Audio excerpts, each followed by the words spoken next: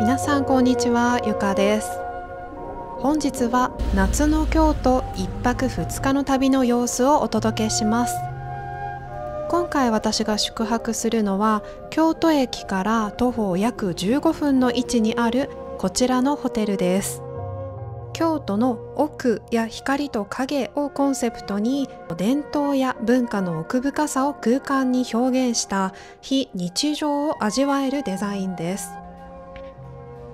1階の受付の横にはこのように本を借りられるコーナーがあります。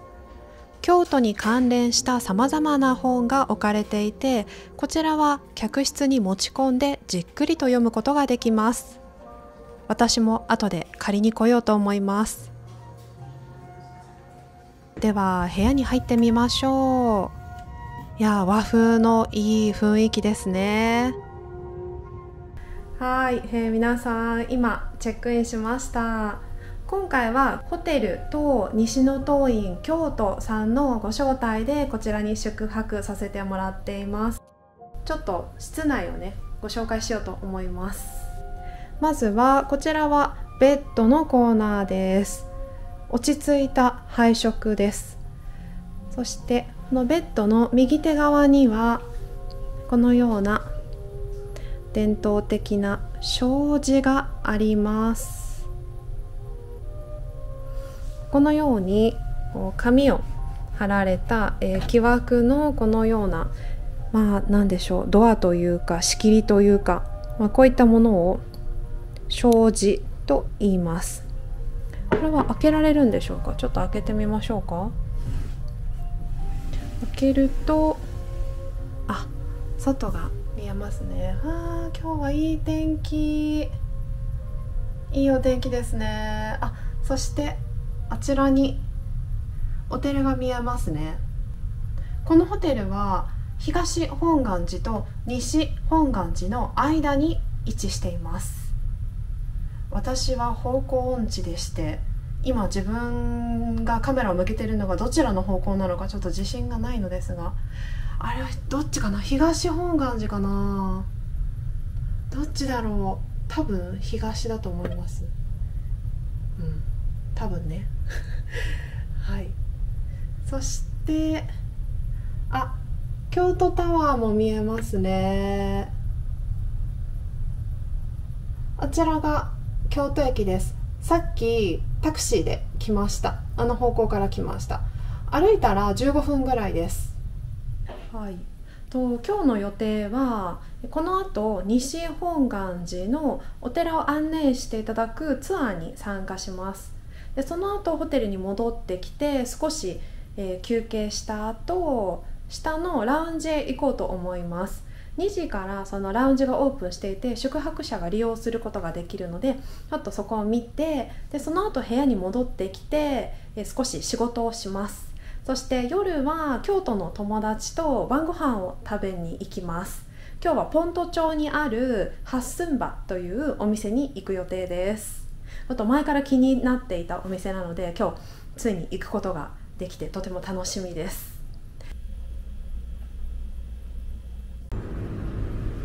さて、ホテルから徒歩約5分のところにある西本願寺に到着しました。動画を撮って SNS で公開してもいいか尋ねると、ぜひどうぞということだったので、今回はたくさん動画を撮らせていただきました。最初に親鸞上人の像を安置した御影堂を見学しました。ぎゅっと詰めて座れば1200人以上座れると思います。100年以上後に阿弥陀堂できてまして、この牡丹の花の彫刻を見比べてみると阿弥陀堂の方が立体的に飛び出すように彫刻されています。この100年ほどの間に建築技術や彫刻技術が随分進んだというのが一目で分かります。この後続いて見学した阿弥陀堂の牡丹の花とこうして比べてみると、確かに100年の間に技術が進歩したことが見て取れます。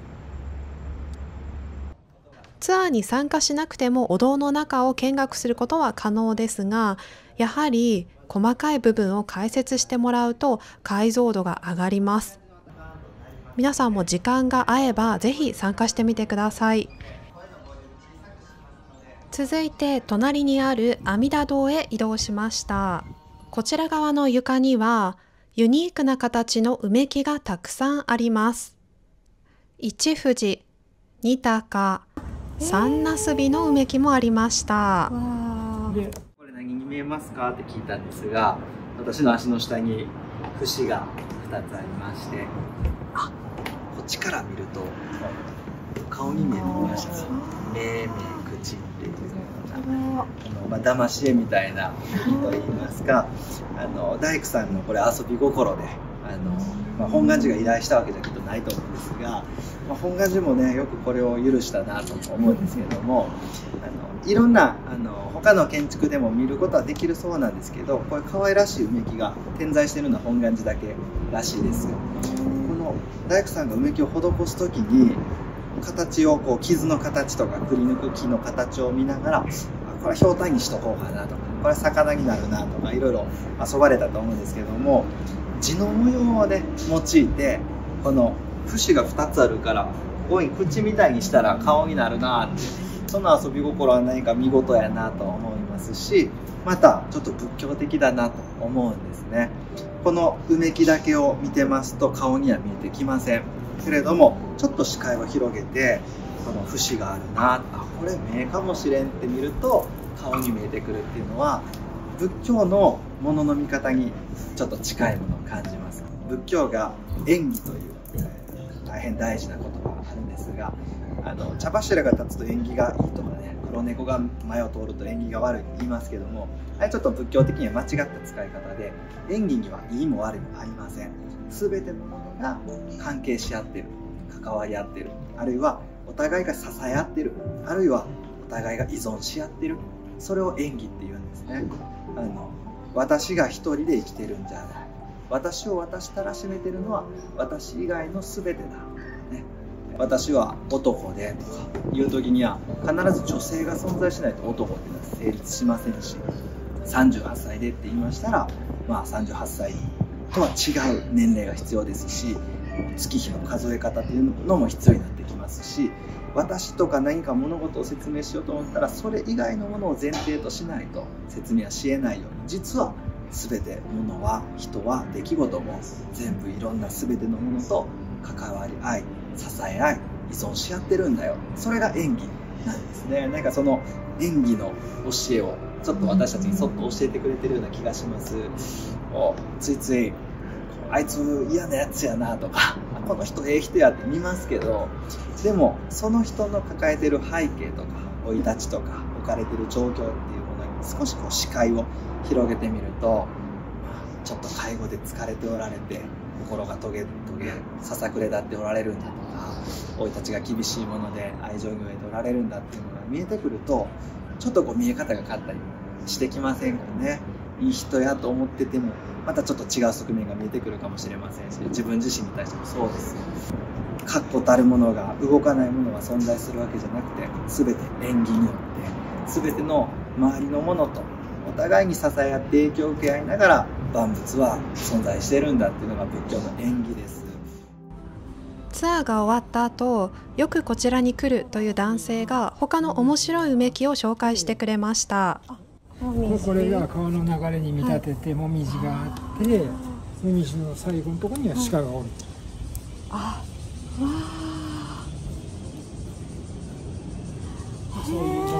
りがとうございます。面白かったです。毎日数回こちらで案内をしていただけるそうです。皆さんももし機会があればぜひ行ってみてください。やっぱり詳しい方にお話を聞くと、普通にね見るよりも充実しているし、歴史とか細かい部分まで知ることができますね。とっても素晴らしい機会をいただけました。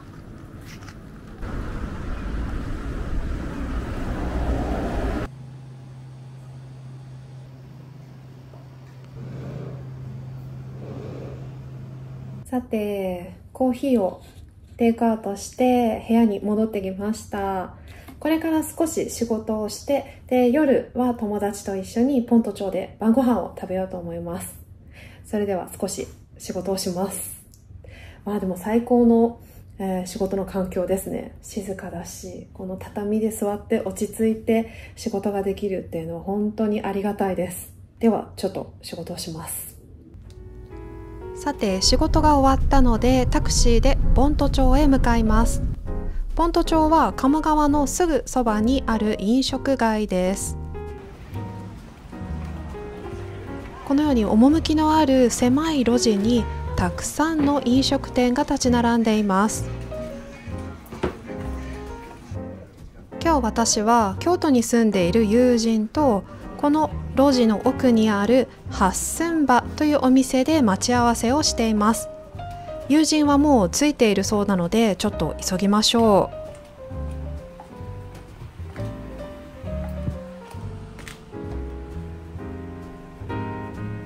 こちらからですね、鴨の南蛮漬けです。こちらが本日イワシとみょうがの酢の物です。はい、こちらのお店初めて行ったんですけど本当におすすめです。何を食べても美味しい。このだし巻き卵も絶品でした。取っといてもらってもいいですか？なんかさ、はい、私は止まってた方がいいのか、追う感じがいい。あ、追ってくれます？ありがとうございま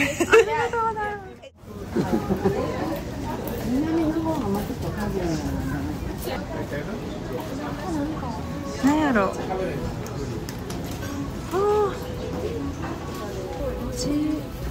水族館。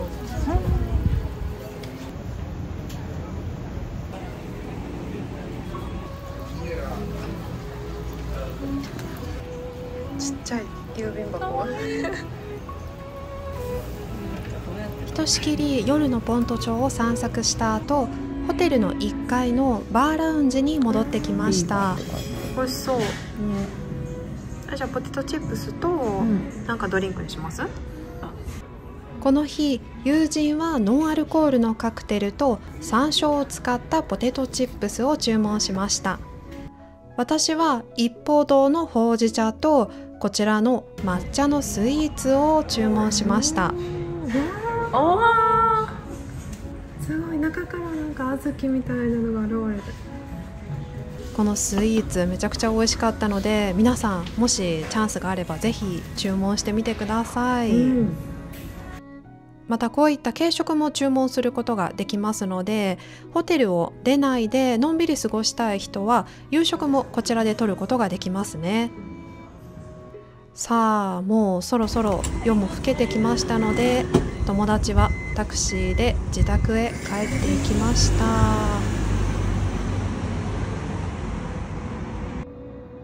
友達を見送った後、私は地下1階にある大浴場でゆっくりとお風呂に入って寝ました。おやすみなさい。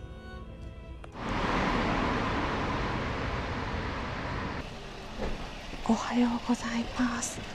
京都2日目の朝です。ちょっととても静かな住宅街なので小声で話しています。今は8時20分です。ちょっとこれから近くの東本願寺を見に行きたいと思います。昨日は西本願寺のね、お西さんを知ろうっていうツアーに参加させてもらったんですが、今日はまたもう一つのね近くにあるお寺東本願寺の方へ行ってみましょう。こちら今現在地、昨日行ったのが西本願寺で、今ここ少し歩いたら東本願寺、ホテルは本当にこのちょうど間にあります。では行ってみましょう。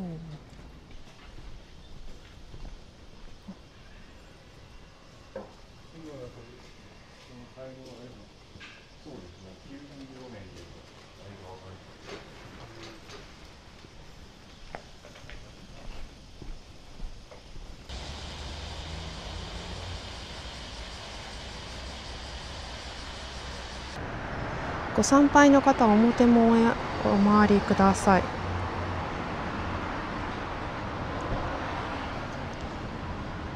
なるほど。では移動しましょう。ここは非常に道幅のある少し広い通りですね。そしてこの右手側が東本願寺です。いやー、しかしいい天気だな。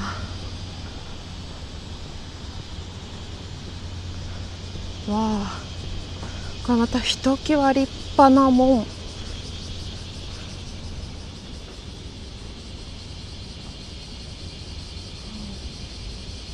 そこに菊の門がありますね。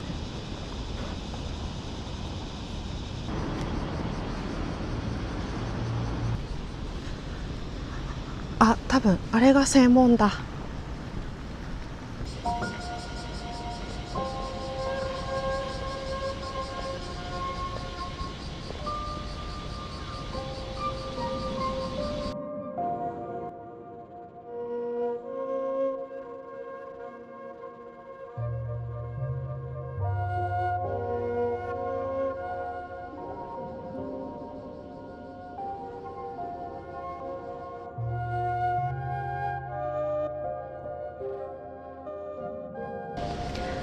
さて、ではホテルに戻りましょう。また朝ごはんを食べます。